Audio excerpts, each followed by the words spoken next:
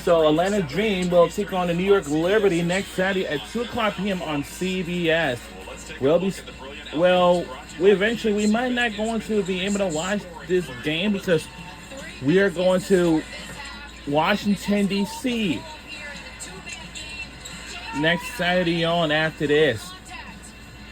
So that's all I want to say.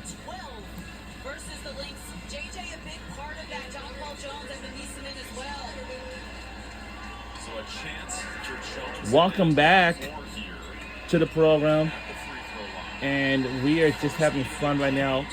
Welcome back to Minneapolis, Minnesota. Right before the break, our team had another timeout because the New York Liberty, they're back up by 1 or something like that, but I don't know. But we had talked the things over, and we already started the second half of the game. And of course, 3 is good by New York Liberty. All right, let's try to control this.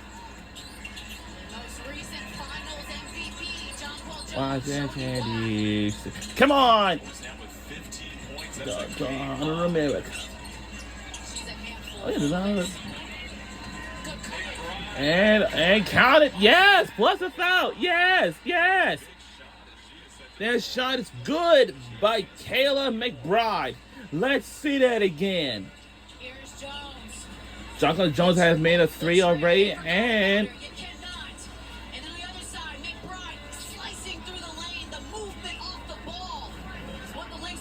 now let's make it a 2-point advantage and see if we can catch up. But oh God.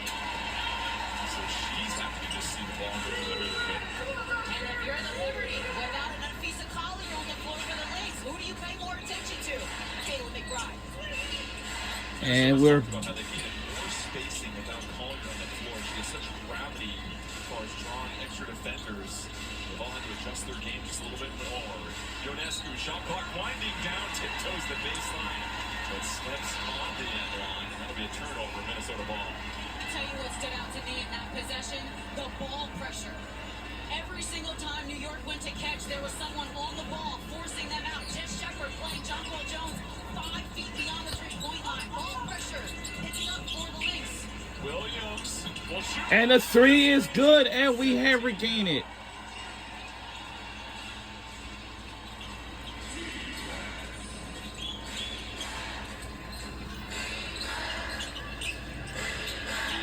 Over to Jones, rolls, well defended, down low, tries to blocked.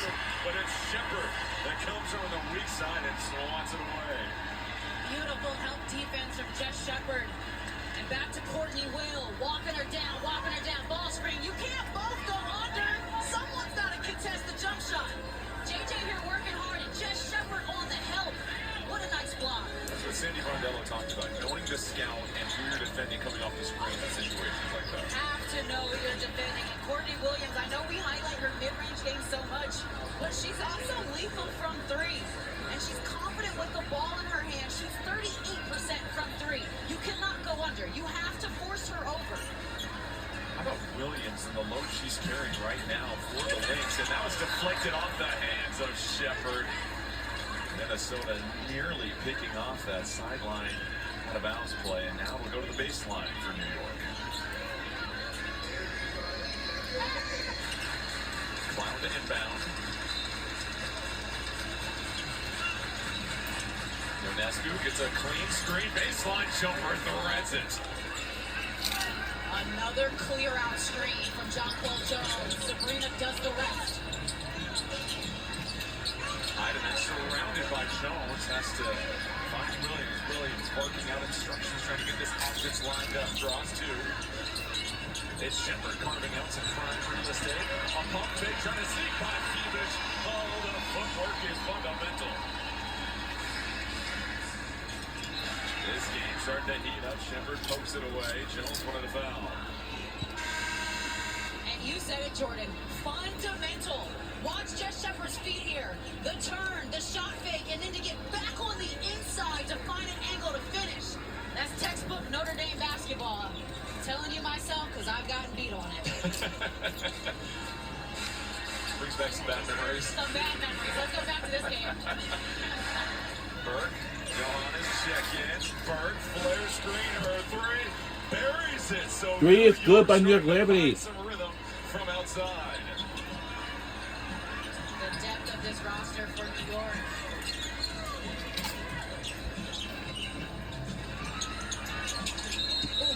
That's going to be a foul against Smith, and Sabrina Ionescu loves it. As Smith moved her feet in the last second. That's the second illegal screen Smith has been called for. But here, Kennedy Burke, a great pass from Johannes. Catch and shoot in rhythm. Those are the type of shots and looks you want to give Kennedy Burke while she's in the game. Cloud left all alone. Burke in the corner again. Ring it up. Copy paste. Execution at a high level for New York on the Oh, road. in the middle of Kennedy the. Burke was I mean, off for her last 7 from 3 before knocking down those 2, and Shepard barrels towards the cup, picks up the foul, and she'll head to the free throw line. Yeah, but this is why the Libs are one of the best in the league at shooting the three, because they find players open. Natasha Cloud deep into the paint attracts multiple defenders. And then, like you said, give it back to the hot hand. Burke going 2 for 2 here. 5-point lead for New York as Shepard heads to the free throw line, 8.6 rebounds.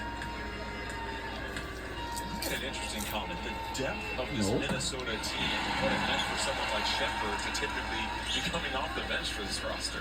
First of all, we haven't even talked about the fact that Jess Shepard has had the opportunity to learn from a Nafisa Collier the last several years in Minnesota.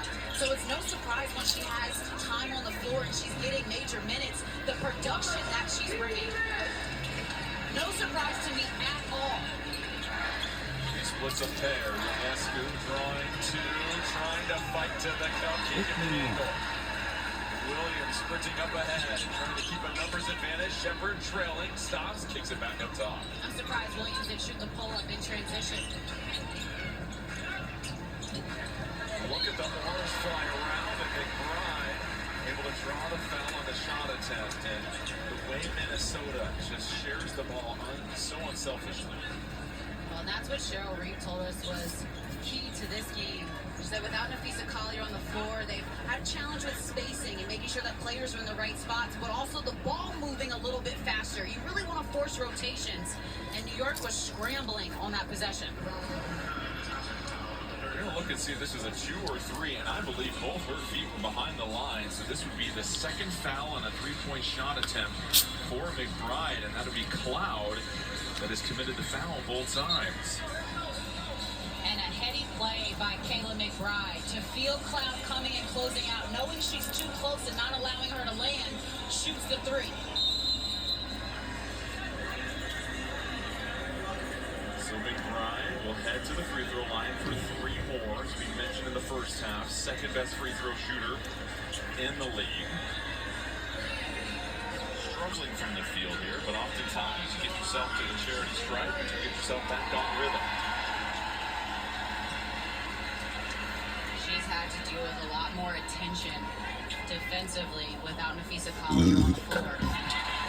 Well, September 4th, escape on the ultimate getaway with NCIS Tony and Ziva, hunted by hackers and assassins. Good thing espionage is their love language. NCIS Tony and Ziva, streaming September 4th on Paramount Plus. Second free throw is good for McBride. And as you look at Nafisa Collier, just the ability of both these teams missing such key pieces to still play at such a competitive level. You've seen Minnesota, they've won every game without Collier in the lineup. You've seen different players step up. New York having to go on the road, and while they've certainly been tested, they've only had their full lineup for a handful of games that was early in the season. It's all geared towards just getting as healthy as possible when you get to the playoffs. And building that continuity. How dangerous can your team become now without your MVP candidate player on the floor? And Sandy Bondella said it to us. She thought that the Lynx had built a better continuity without their star. Oh, wow. Fearless Johannes nearly completes the highlight. Almost sent Williams flying. Her 3 in and out. Heineman sprinting down the floor. Fouled as I believe Burke was trying to poke it from behind. That'll be Burke whistle for the foul. credit to the Lynx during the stretch without Nafisa Collier winning all their games. They beat the Aces by 50 points. They beat the Storm in a close game by 4. Also have beat New York. I mean, so it's not like they're playing the bottom of the WNBA. They're playing all the top teams and still finding success. And McBride misses her second free throw of the day. Both of those in situations with nobody on the line. And let me ask you, does that always throw you off when there's nobody on the line in the middle of the game? Maybe, maybe not. Kind of like shoot or shoot. You know, you have your free throw routine, and that should be your routine. That was a transition take foul, by the way. Minnesota unable to capitalize on the extra point attempt. Shepard, pump fake. Shepard in the paint to the corner. 5 to shoot. Smith going to her left. Smith going right through the contact for 2 more. Cheryl Reed begging for a foul on the sideline. I thought I saw contact 2 on the arm. Strong finish by Alana Smith. Minnesota recaptures the lead. Johannes pump fake. What a find to Jones. Beautiful decision. Exceptional decision.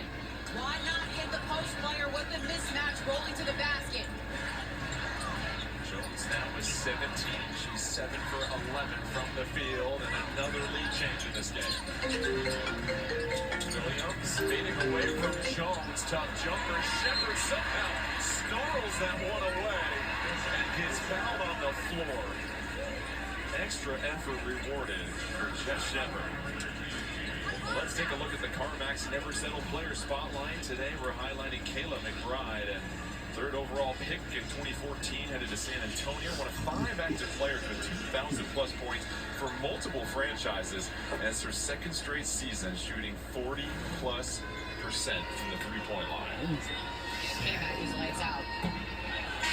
She had a half this year where she was 8 of 8 from 3 against the Aces in the first half. 8 of 8 from 3. She's also got 5 All-Star appearances to go along with that. It isn't a situation where they need her to score 30 in the absence of Collier. She's got so many other teammates and options to rely upon. But the fact that they can just go through her at any point.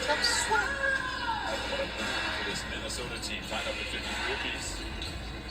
Shepard now with 10 points, 7 rebounds. Smith back into the game for the Liberty. Burke, rise free. Burke has Beastman in the corner, left all alone. 3 is good by New York Liberty, and they're back on top. Once again. In order for New York to win, Emma Mieseman has to be active offensively. Again, the execution for New York in this quarter on a different level to me than the second quarter, and I thought they were pretty great then. Shepard nearly dominating the paint, can't get the whistle, crowd can't believe it. Yeah, but look how the Lynx are going to her, though. They are looking for Shepard to score in the paint. Ionescu back to Mieseman. Beavish inside out action, they whip it around. Burke cutting. Burke with the left, fouled by Williams. Williams strongly disagrees with that call, but Burke is going to head to the free throw line with the ball movement and player movement right there for me. Man, you just the Lynx scrambling, late scrambling, and then on the weak side, Will tries to come over. Timeout on the floor. Liberty nursing a 3-point lead at the moment. All right, we'll be right back on the other side. Don't you go anywhere.